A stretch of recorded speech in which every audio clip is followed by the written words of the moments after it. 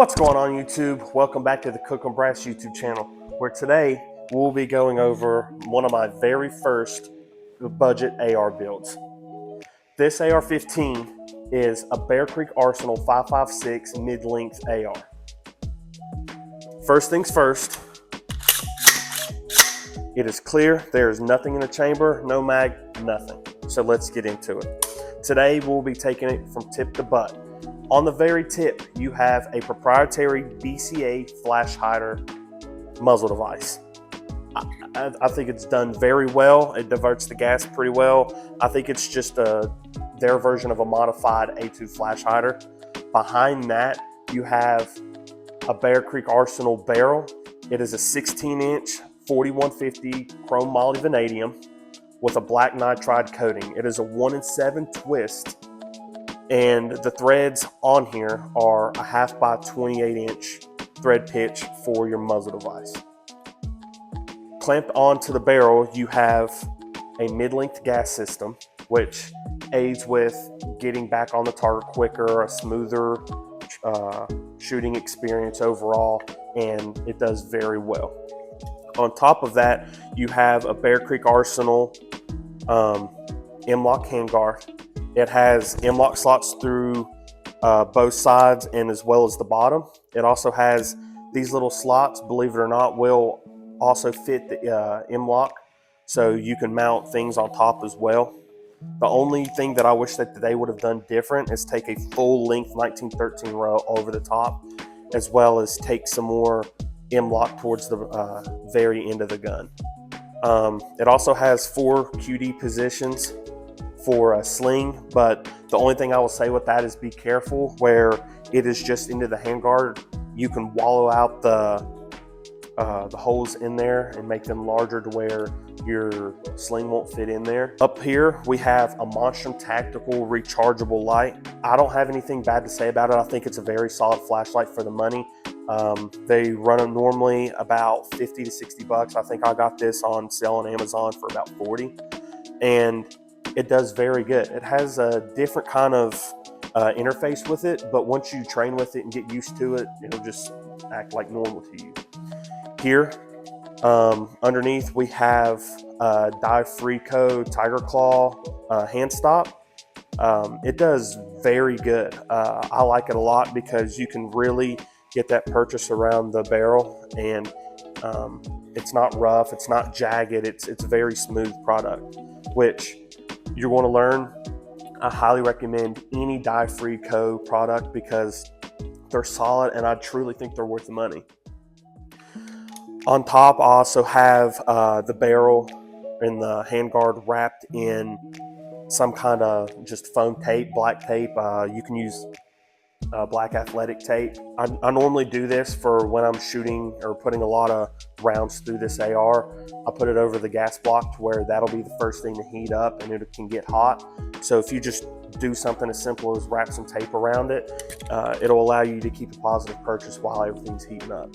Coming back here on this side, I have an M-LOK QD slot that also has locking positions in there as well, so you can position your sling in any configuration you want, whether it be completely horizontal or vertical. As you'll notice, I went ahead and put some reference marks on all the bolts here as well as the castle nut, just to make sure that as I'm shooting that nothing's backing off, that we have positive lockup between the rail and barrel nut as well as the castle nut. The castle nut is not staked, but when you get into the budget ARs, you normally don't get that. I think PSA is one of the only brands that I've seen that has cheaper ARs that allow for that stake their castle nut, which is very good for what they are, and I think their ARs are as well. But we're back on here, and coming back from the handguard, you have a BCA mil-spec lower and a BCA mil-spec upper. The upper is a flat top BCA M4 upper. You have a mil-spec trigger, mil-spec magazine release. You also have the mil-spec bolt catch and bolt release. I have went ahead and on this lower, I have put a dive-free Kung Fu grip. I highly recommend these grips. They, as you could see, they're more at an aggressive angle, which I genuinely think that it helps me get the buttstock pulled back into my shoulder to allow me to get back on target quicker.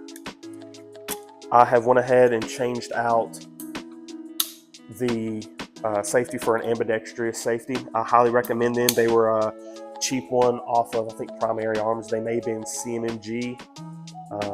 I'm not 100% sure off of there, but it's just it was one of the cheapest ones that they had, and they're very solid. I have them put in most of my AR builds. I don't have to have anything flashy, don't have to have anything, just as long as it works and it stays in contact. You have positive lockup with it. So right here, you also have a mil-spec trigger in it and a mil-spec trigger guard. The trigger guard you can probably remove and you can put in your favorite, whether it be Magpul or whatever you prefer. On this trigger, as you can see, we'll go ahead and get it in frame. There's no take up at all. None at all. So it's a solid trigger, which I'm going to be completely honest, I haven't tried any other kind of crazy triggers or upgraded any of my triggers. I think my Zero Delta is the only one that has some sort of a upgraded trigger in it, but I don't have a problem with mil-spec triggers at all. And they're, I think they made a solid product with that trigger. Coming up here, you have a Crimson Trace red dot. I normally run this on it. I've been testing it out because I got it for $40 off of Amazon. It was a super cheap deal that they ran, so I went ahead and picked it up.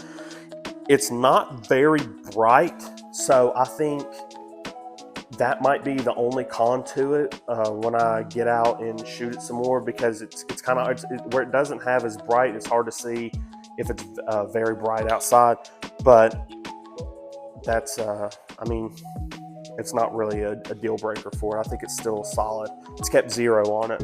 The other sight that I'll run with this build is a 1:4 LPVO by Monstrum Tactical.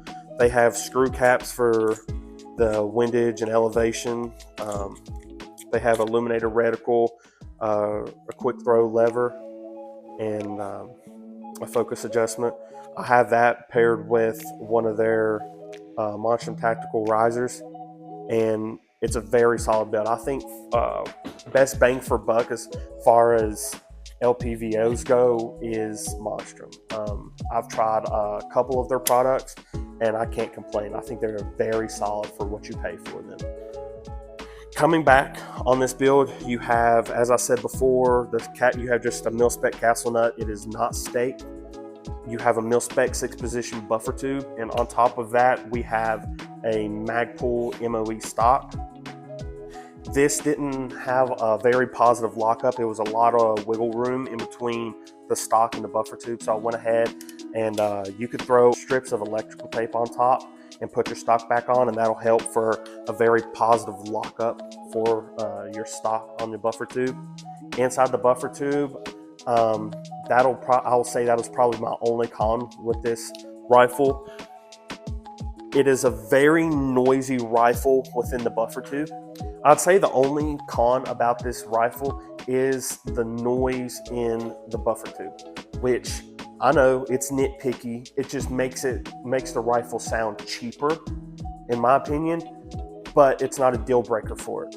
There's too many good things on this AR that that definitely drowned out that. So I've tried the mil-spec buffer spring that came in it. Very noisy, very loud, so I went ahead and switched it out. I tried oiling it and it didn't help it at all. I tried the different greases on it and it didn't help.